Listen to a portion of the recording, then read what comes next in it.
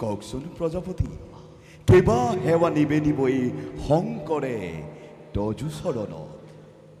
হে মহেশ্বৰ, প্ৰভু শ্ৰী নাৰায়ণৰ গুণ আৰু কীৰ্তন আৰু মহিমাৰ কথা জানিব পাৰিম বুলি আগমনেই কৈলাশ পৰিলোঁ। প্ৰজাপতি তেনে কথা কৈ মোক উপহাস নকৰিব আপুনি। মহেশ্বৰ, সৃষ্টিৰ ৰহস্য যাৰ হাতত মহেশ্বৰ, কিবা জানো প্ৰয়োজনেই শংকৰৰ কাষত। মহেশ্বৰ, নাৰায়ণ নাৰায়ণ। আজি আমাৰ পৰম সৌভাগ্য সৃষ্টিকৰ্তা আৰু সংহাৰকৰ্তা দুয়োকে একেলগে পালো দৰ্শন।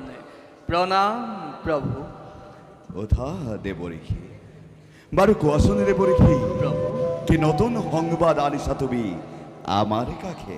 প্ৰভু, সেই কথা মই পিতা সৃষ্টিকৰক আগেই বুজাই কৈছোঁ, কিন্তু ইয়াৰ সমিধান বিচাৰিহে আপোনাৰ পাখে আহিলোঁ প্ৰভু।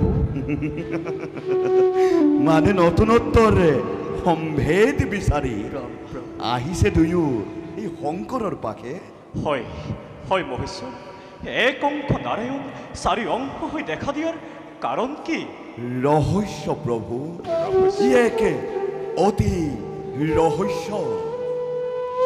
শুনক, বৈকুণ্ঠত যি ৰূপ দেখুৱালে ভগৱন্তই, তাৰ চাৰি ৰূপ ধৰি অৱতাৰ লব প্ৰভুৱে মৰ্ত্য লোক।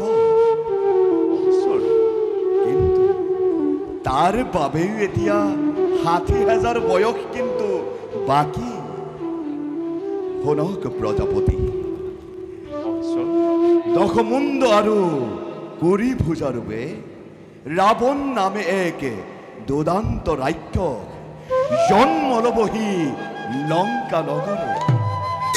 মহেশ্বৰ, আৰু তাকেই পঢ়িবৰ বাবে প্ৰভু ভগৱন্তই দশৰথৰ গৃহে জন্ম ধব।